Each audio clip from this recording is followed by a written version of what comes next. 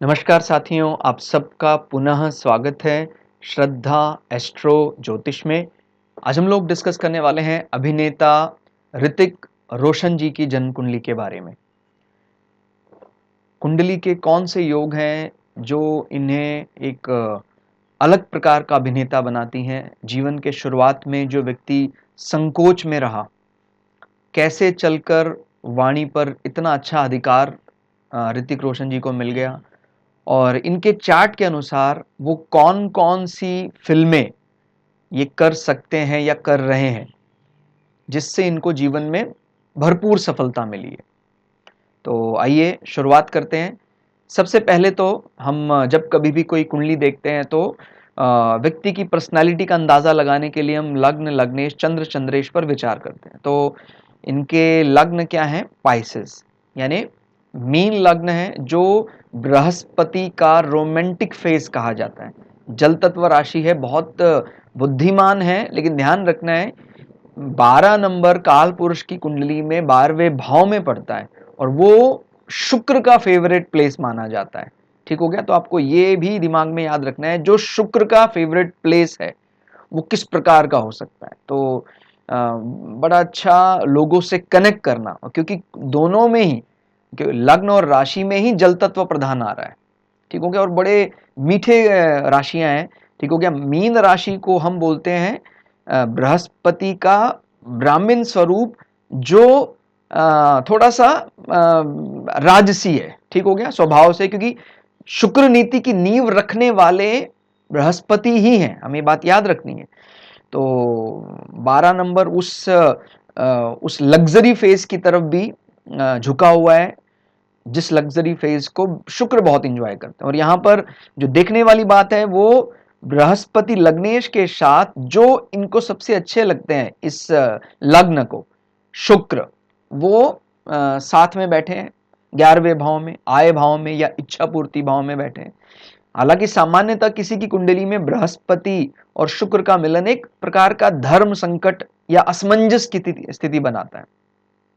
तो ऐसा शुरुआत में जीवन में रहा भी, लेकिन ये हर प्रकार से, ऋतिक रोशन जी का चार्ट इस प्रकार से एकदम अंत में आकर जीवन में बहुत बड़ी ख्याति मिलती है। मतलब आखिरी दिन तक तय नहीं कर पाते हैं कि क्या मुझे ही करना चाहिए, एकदम से तय हो जाता है और वो बहुत बड़े सुपरस्टार बन जाते हैं। अगर आप इनका ट्रैक रिकॉर्ड भी देखेंगे तो भी आपको वो चीजें समझ में आएंगी।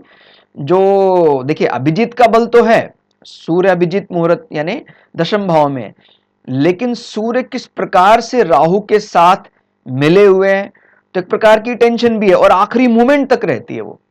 भाई, जब इनके पिता राकेश रोशन फिल्मों के उस यानी सन 2000 में, वो अच्छा दौर नहीं था उनके लिए, और जब उनको लगा अब किसी बड़े स्टार कास्ट को लाना चाहिए इनकी जो मूवी कहो ना प्यार है उसके लिए, तो काफी बड़े बड़े फिल्म स्टार से बात भी चली। अंत समय पर एकदम वो मना हो गए। तो फिर उनके मन में आया कि चलो, हालांकि उनकी बहुत ज्यादा इच्छा नहीं थी कि ऋतिक रोशन यानी अपने सुपुत्र को अपनी फिल्म में रखा जाए, लेकिन जब उनको लगा कि अंत में अब कोई चारा नहीं रहा है, तो ऋतिक रोशन जी को सामने लाए और ऐसा लाए। तो अभी ध्यान रखना है वो किस प्रकार की फिल्मों से चल रहे हैं। सामान्यतः एक एक्टर के लिए फैन फॉलोइंग की बात करें तो पंचम भाव को देखा जाता है। ठीक हो गया? पंचम भाव फैन फॉलोइंग की बात करता है, और यहीं पर ही गज केसरी योग बन रहा है और यही नीच भंग का कारण भी है। तो पंचम भाव का बहुत बड़ा बल आ गया जीवन में। दूसरा, फिर जब कभी भी किसी एक्टर की बात आती है तो हम उसके कम्युनिकेशन को देखते हैं। ठीक हो गया? तो जो फॉर्मल कम्युनिकेशन की बात करते हैं, जहां पर सांसारिक विषयों में, उसका स्वामी शुक्र लाभ स्थान में बैठा है। और अगर हम बात करते हैं थोड़ा सा स्पिरिचुअल कम्युनिकेशन या अलौकिक वाक्यों की बात करते हैं, वो इनके कुंडली में बहुत बली है। और बली भी क्या है, एक कमांडर के उस वॉइस की बात करता है। तो आपको ध्यान रखना है, इनके जीवन में अगर ये ख्याति चाहते हैं, ऋतिक रोशन जी ख्याति चाहते हैं, माने आप ट्रैक रिकॉर्ड भी देख लें तो समझ में आ जाएगा। ऐसे बोलचाल जहां कुछ अलौकिक सा दिखाई देता है, वो ही इनकी प्रसिद्धि का कारण बना है और आगे भी बनेगा। ठीक हो गया? अभी जैसे हाल ही में शक्तिमान मूवी के लिए इनको रखा गया है, ट्रेलर में इनका नाम आया है। तो निश्चित रूप से इसमें मतलब जरा सी भी गुंजाइश नहीं रहती, क्योंकि वो दूसरे भाव से संबंधित विषय बता रहा है, एक अलौकिक विषय जहां आ जाएगा। अब जैसे हम कोई कहो ना प्यारे को जनरली लोग गलती करते हैं, एक सामान्य लव स्टोरी मान लेते हैं। वो ध्यान दीजिएगा, जहां एक सामान्य लव स्टोरी जुड़ेगी ऋतिक रोशन के साथ, वो इतनी बड़ी ख्याति नहीं दिलाएगी। जहां भी एक इस प्रकार का अलौकिक चीज आ जाएगी, जैसे कोई मिल गया, वो एक एलियन की बात कर रहा है जो सामान्यतः सांसारिक विषयों में फिट नहीं होता है। मतलब आप इनको कोई ऐसा पोस्ट दे दे जो लौकिक है भाई रोमांस करने के लिए, वो ज्यादा सार्थक, ट्रैक रिकॉर्ड भी आप देख सकते हैं, और यहां से भी वो चीजें समझ में आती हैं कि दूसरे भाव की स्थिति जब ज्यादा अच्छी आती है तो आदमी को कोई ऐसे विषयों पर फिल्म बनानी चाहिए जो कहीं ना कहीं धर्म के साथ और इस प्रकार की चीजों को जुड़ा हुआ है, उसको बोलने में। और ये भी बात याद रखनी है, जहां भी मंगल जैसा सॉफ्ट स्पोकन के लिए नहीं जाना जा रहा है, मंगल तो कमांडर इन चीफ, और वो भी अपने मूल त्रिकोण राशि में बैठा हुआ है। तो थोड़ा सा इनको थोड़ा सा वैसा भी कमांडर की तरह बर्ताव भी करना पड़ेगा। जैसे लक्ष्य मूवी में हम एक सामान्य लगता है भाई वॉरियर की तरह रहे, लेकिन वहां पर भी एक मोटिवेशन की, एक असंभव को संभव करने की बात हुई। उसके लिए ऋतिक रोशन जी का चार्ट बना है। तो जहां भी इस प्रकार की बात आएगी भी, आप अपनी शक्तियों को पहचाने, और एलियन कोई मिल गया या क्रिश मूवी, ये सारी ही इनके चार्ट के अकॉर्डिंग एकदम फिट बैठता है। तो कई दफा हमसे गलती हो जाती है, हमें लगता है यार ये इसके लिए बने हुए हैं। ये दूसरे भाव ज्यादा इंपॉर्टेंट है, तीसरा भाव ठीक है, लेकिन यहां पर क्या एक प्रकार का धर्म संकट, ठीक हो गया। शुक्र लग्नेश के साथ बैठा, लाभ जरूर दिला रहा है, लेकिन इनको बहुत बड़ी ख्याति, क्योंकि गजकेसरी योग में इनका बृहस्पति इन्वॉल्व हो रहा है, और वो लॉबी का भी हमें ध्यान रखना है। यानी जैसे सूर्य की लॉबी और शनि की लॉबी, तो अभी लग्नेश कौन है? बृहस्पति। तो इनका विशेष आग्रह रहता है इस प्रकार के प्लैनेट का, सूर्य, बृहस्पति, मंगल, यानी ये बात कर रहे हैं लाइट साइड की। तो अगर इन प्लैनेट्स का सपोर्ट ज्यादा मिलता है तो वाकई बहुत बढ़िया रहेगा। वो तो ठीक है, यहां से भी इनको लाभ मिल रहा है, लेकिन एक बहुत बड़ी ख्याति, क्योंकि मैंने बोला ना गज केसरी योग में चंद्रमा और बृहस्पति का बड़ा रोल है। वैसे भी इस कुंडली के लिए वो नीच भंग राजयोग बना रहा है।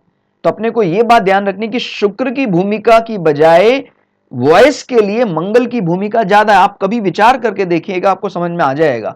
अब जो भी लोग कभी ऋतिक रोशन जी का चलचित्र मूवीज देखते हैं, वो समझ जाएंगे कि ये किसके लिए ज्यादा प्रसिद्धि मिली है। इनको कभी भी तीसरे भाव के लिए ज्यादा प्रसिद्धि नहीं मिली है।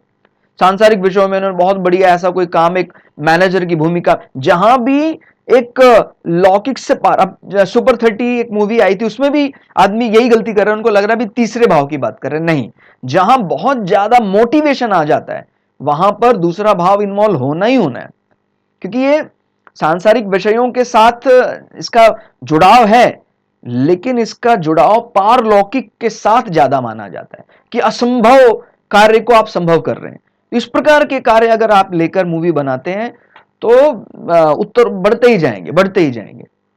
ठीक हो गया। तो मेन आपको ये बात समझ में आ गई होगी कि कहां कुंडली का बल है, क्योंकि कुंडली का बल तो अपने को यही समझ में आता है भाई, लग्नेश कहां बैठे हैं, राशि का स्वामी कहां बैठा है, और वॉइस के लिए एक स्टार। हाँ, अब ये बात समझनी थोड़ा सा माइंड में आती है कि सर जब इतना अच्छा इनका वॉइस अभी है, क्यों दिक्कत इनको शुरुआत में हकलाने की आई। देखिए, किसी भी आप शुरुआत में बच्चे की कुंडली देखिए, जन्म कुंडली, अगर दूसरे भाव पर इस प्रकार के प्लैनेट राहु केतु एक्सिस में वो बुरे प्रभाव में, जैसे राहु को मेष से काफी ज्यादा तनातनी रहती है। ठीक हो गया। तो अभी अब 1 2 3 4 5 पंचम दृष्टि बनाए हुए हैं, और राहु को मैंने बताया कि मेष राशि से तो कुछ ज्यादा ही इनको खौफ कह लीजिए या दुश्मनी कह लीजिए। ठीक हो गया भाई, ये क्या है? एक कमांडर, और ये क्या है? एक डाकू है, राहु। ठीक हो गया। तो जब वो कमांडर की फेवरेट राशि के साथ संबंध बनाता है तो अहित करने का पूरा प्रयास करता है, लेकिन ये पूरे जीवन को बिगाड़ दे ऐसा नहीं। क्यों भाई? घर का मालिक घर में ही बैठा हुआ है, थोड़ा वो दिक्कत करेगा। और हमें यह भी ध्यान रखना है, जो वाणी का नेचुरल कारक है। बुद्ध बुधादित्य योग में भी सूर्य के साथ बैठा है, वो भी बली है। और तो ये बातें हमें इस प्रकार से समझ में आती हैं कि भाई कई, और बुद्ध का ऐसा भी नहीं है कि खाली राहु दुश्मनी है। इनफैक्ट बुद्ध का यहां बैठना एक प्रकार का सूर्य और राहु ग्रहण के दोष को भी काफी हद तक कम कर रहा है, क्योंकि ये दोनों ही प्लैनेट्स के लिए एक ब्रिज का काम कर रहा है, एक कहते हैं बिचौलिया उसका काम कर रहा है, क्योंकि वो कॉमन फ्रेंड है, वो सूर्य का भी मित्र है, वो राहु का भी मित्र है वो। तो इस प्रकार से जो इनके कर्म क्षेत्र का असमंजस है वो समाप्त होता है। ठीक हो गया। और ये भी समझ में आता भी अभिजित मुहूर्त में जन्म है तो पिता का बड़ा प्रभाव है।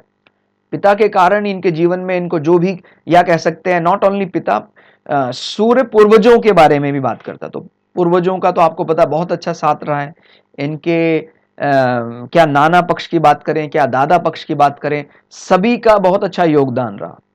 ठीक हो गया। अब हम इसमें क्या क्या चीज और विचार कर सकते हैं। लग्न और चंद्र राशि जल तत्व प्रधान है, तो बहुत अच्छे से लोगों को ये समझते हैं, जुड़ते हैं। भाई चंद्रमा का खुद का घर है कर्क राशि, तो जब इस प्रकार का कॉम्बिनेशन बनता है कि मीन लग्न और कर्क राशि, तो बहुत अच्छे से लोगों के साथ कनेक्ट होना जानते हैं। ठीक हो गया। तो ये बहुत मनों पर लोगों के मन पर राज करने वाला, क्योंकि काल पुरुष की कुंडली में 4 नंबर प्रजातंत्र की बात करता है। ठीक हो गया। कर्क राशि, तो उस प्रकार का इनका स्वभाव है। लग्नेश बृहस्पति नीच राशि में है शुक्र के साथ, इसलिए असमंजस की स्थिति बनाता है। ठीक हो गया। वो उनके जीवन में रहता ही है शुरुआत से, अभी नहीं, शुरुआत से ही रहा है कि असमंजस रहता है, एंड मूवमेंट तक तय नहीं हो पाता कि मैं ही, फिर अब एकदम तय होता और उच्चतम पद तक पहुंचा देता है। मतलब आप कल्पना कीजिए, लोगों को वो अवार्ड लेने के लिए, कहो ना प्यार मूवी में इन्होंने, पहली फिल्म थी 2000 सन में जो आई थी, और एक्सीडेंट कह सकते हैं, एक्सीडेंटली बनी थी वो मूवी। माने स्टार जो तय किए गए थे ऋतिक रोशन, एकदम अचानक तय किए गए, और पहली ही मूवी में वो सुपरस्टार बन गए। कई अवार्ड, फिल्म फेयर अवार्ड मिले उनको। ठीक है। और डेब्यू स्टार के रूप में बहुत बहुत ज्यादा ख्याति मिली कहो ना प्यार है मूवी को। तो आप समझ सकते हैं कि भाई पहले मूवी में कोई व्यक्ति ट्राई कर रहा है और सुपरस्टार की भूमिका में आ गया, लोग फिर इनको अपना आइकन मानने लगे। तो ऐसे ही नहीं होता, बहुत बड़ा बल है। ठीक हो गया। लग्नेश और राशि स्वामी मंगल चंद्र त्रिकोण में होकर, ठीक हो गया, चंद्र कहां बैठे हैं, मूल त्रिकोण में। तो इसका माने क्या होता है, मैंने बताया था आपको, अगर आपने कभी देखी हो, हम हमारे सीरीज देखी हो, वीडियो सीरीज, तो कि मैंने कहा 1, 5, 9 में से किसी भी भाव का स्वामी स्वग्रही हो जाए तो आपकी बल्ले बल्ले हो गई। तो आप ध्यान से देखें भाई। ठीक है, लग्नेश को नीच मिला है, लग्नेश को तो शुरुआती परिणाम, क्योंकि देखिए नीच भंग में हम क्या समझते हैं, नीच भंग का मतलब ही होता है भाई शुरुआत में ऐसे ही रहा, लेकिन नीच भंग राजयोग बनता है तो उनको यह भी पता है कि जीवन में शून्य किसे कहते हैं, यानी बॉटम, और वो बॉटम से टॉप तक लेकर जाते हैं, 100 किसे कहते हैं। और फिर दूसरा, भाई ठीक है, हमने एक पहले भाव का स्वामी, पहले लक्ष्मी त्रिकोण का स्वामी नीच का है, नीच भंग में आ रहा है, लेकिन फिर पंचम भाव ये भी लक्ष्मी त्रिकोण है, स्वग्रही है, और नवम भाव ये भी स्वग्रही है। ठीक हो गया। ध्यान रखना है, स्वग्रही कहीं भी हो रहा है, लेकिन 1, 5, 9 में 2 जो लॉर्ड है वो स्वग्रही हो रहे हैं। 5वें भाव का स्वामी भी स्वग्रही है, नवम भाव का स्वामी भी स्वग्रही है। तो यानी अर्जित पुण्य का फायदा बोलते हैं इसको, भाग्यशाली होते हैं आप। कभी इनके बारे में पढ़ेंगे, ऋतिक रोशन जी के बारे में, तो इनको ऐसा नहीं कि मैं बोल रहा हूं भाग्यशाली, इनके परिवार में ही, इनके पिताजी से पहले भी इनको कहते थे भाई इनके नाना जी, इनके दादाजी की बहुत भाग्यशाली हैं। तो कोई ऐसी फिल्म में इनका सिर्फ छोटा सा, जब बहुत छोटे थे 6 वर्ष की आयु में ही इनका एक छोटा सा शॉर्ट फिल्म में डाला गया ताकि फिल्म हिट हो जाए, और उसी भाग्यवान के कारण इनको कभी भी अंग के लिए, जो अतिरिक्त अंग जिनको आपको पता दाहिने हाथ में इनको 6 अंगुलियां हैं। ठीक हो गया। जैसे कहते हैं त्वचा विकार सामान्यतः बुद्ध के कारण होते हैं, बुद्ध राहु का मिलन है, हालांकि ये इनके लिए एक भाग्य का कारण बना, क्योंकि अभिजित मुहूर्त के साथ संलग्न होकर बुधादित्य योग बना रहा है बुद्ध। ठीक हो गया। तो वो बली हो जाता है। ठीक हो गया। और देखिए कई दफा हम कुछ चीजों को समझने के लिए चंद्र कुंडली का भी सहारा लेते हैं और समझ में आता है कि भाई क्यों जीवन के शुरुआत में इनको ऐसा लगा, वैसे वॉइस संबंधी दिक्कतें हो सकती हैं, क्योंकि चंद्र कुंडली से वॉइस का स्वामी कौन बनता है? गले का स्वामी सूर्य, और वो 1 2 3 4 5 अब छठे भाव में बैठा है, बीमारी भाव में बैठा है। लेकिन वो चीजें जब हम लग्न से देखते हैं, लग्न ही सर्वे सर्वा है समाज में, जो मैंने बोला ना पार्लियामेंटली जो बॉडी है वो कौन है? वो तो लग्न ही है। तो लग्न क्या बोल रहा है कि सूर्य बेशक से आप चंद्र कुंडली से छठे भाव में बिठा रहे हैं, लेकिन लग्न से क्योंकि अभिजित में बैठा है वो, तो उसका बल आपको मिलना ही मिलना है, तो वो मिल रहा है ना। ठीक हो गया। तो इस प्रकार का चैलेंजिंग मोमेंट बनता ही है कि जब हमारा दूसरे भाव का स्वामी बीमारी के भाव में या शत्रु भाव में इस प्रकार के जाके बैठा है, लेकिन हमने उसको लग्न से देखा, वो तो बहुत बढ़िया भाव में आ रहा है। ठीक है, तो इनको भाग्य का पूरा फायदा मिल रहा है। क्यों मिल रहा है वो आपको समझ में आ रहा है? क्योंकि लक्ष्मी त्रिकोण 3 में से 2 स्वग्रही हो गए। ठीक हो गया। तो हमें ये बात भी दिमाग में बिठा के रखनी है। चंद्र कुंडली से देखते हैं, अगर 1 2 3 4 5, ठीक हो गया, तो इसका स्वामी पंचमेश स्वग्रही हो गया। और चंद्र कुंडली में जब कर्क राशि में ही चंद्रमा होता तो वो भी स्वग्रही हो गया। ठीक है, 5 6 7 8 9। ठीक है, बृहस्पति नीच का है, वो दोनों ही कुंडलियों से आ रहा है, नवमेश। लेकिन अगर दो भी हमारे लक्ष्मी त्रिकोण स्वग्रही हो जाते हैं हमारे, तो बल्ले बल्ले हो जाएगी। यानी सच में ये बहुत भाग्यशाली है भाई। भाग्यशाली का अर्थ क्या होता है? मेरे साथ वो आए, मेरा भी भला हो गया, इस प्रकार का इनका जीवन है। और स्पेशली अगर उस एंगल को ये इस्तेमाल करते हैं, जैसे मैंने बताया कौन सी वॉइस इनका बल है, इनका फॉर्मल वॉइस बल नहीं है, इनका जो कह सकते हैं मोरल वैल्यू जिस वॉइस में है, थोड़ा मोटिवेशन भी है। जो जो मूवी इनकी सुपर डुपर हिट है उनको आप थोड़ा खंगालेंगे, समझ में आएगा। जहां लौकिक से पारलौकिक, जो असंभव कार्य को संभव करने की बात कर रहे हैं, जो भी इस प्रकार की मूवीज है, वो इनकी सदैव हिट रहेंगी, इसमें कोई दो राय नहीं है। ठीक हो गया। तो हमें वो ध्यान रखना है। और ये बहुत बहुत बली गज केसरी योग के साथ नीच भंग राजयोग बन रहा है। जीवन में शून्य को जानते हैं, 100 को जानते हैं। द्वितीयेश मंगल द्वितीय भाव में राहु से दृष्ट है। जैसे वॉइस की हमने बात की, तो यहाँ पर चंद्र कुंडली से सूर्य इफेक्टेड है, और इसी प्रकार से दूसरे भाव में राहु जो इसको शत्रु मानता है, परम शत्रु इस राशि को भी और मंगल को भी, वो दृष्टि बनाए हुए है। लेकिन वो कुछ समय के बाद अपने आप रिकवर हो गया। इनको वॉइस की जो दिक्कत थी, हकलाने की जो दिक्कत थी, वो दूर हो गई इनकी। दशमेश बृहस्पति तृतीय शुक्र के साथ लाभ में होकर तृतीय स्थान को देख रहा है। ठीक है, यहां से गिनते हैं 1 2 3 4 5। तो बृहस्पति अपनी पंचम राशि से तीसरे पराक्रम भाव को देख भी रहा है। तो पराक्रम में कोई ऐसी कमी नहीं मानी जाएगी, पराक्रम को ये साध लेगा, यानी मोटिवेशन। तो तीसरे भाव का फायदा मिलेगा। लेकिन मैंने आपको बता दिया अभी, तुलना करेंगे तो यही जीतेगा। जनरली हम एक ऐसी इमेज बन गई कि हमें लगता है कि भाई फिल्म इंडस्ट्री तो संसार के लिए बनी है, तो तीसरे भाव को ही वॉइस में ज्यादा देखना चाहिए। ऐसा नहीं है। कुछ फिल्म स्टार अपने दूसरे हाउस के कारण फिल्म इंडस्ट्री में बहुत टॉप पर जाते हैं। ठीक हो गया। तो इस पॉइंट को समझना है अपने को, क्योंकि हम तो इनकी कुंडली से खुद सीखने का काम कर रहे हैं। हम इनको कोई बात नहीं सिखाना चाहते हैं कि भाई आप हमारी बात माने, हम तो स्वयं इनकी कुंडली से वो सीखना चाहते हैं। ठीक हो गया।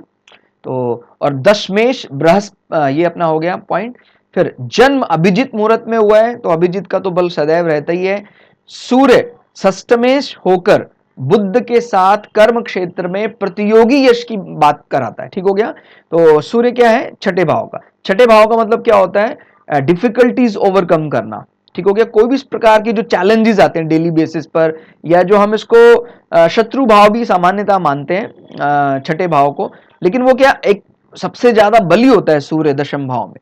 और सूर्य के साथ उसका परम मित्र बुधादित्य योग का तो अलग ही बल होता है। देखिए, बुधादित्य योग तो कई कुंडलियों में मिल जाएगा, लेकिन बुधादित्य योग भी है, अभिजित का बल भी है।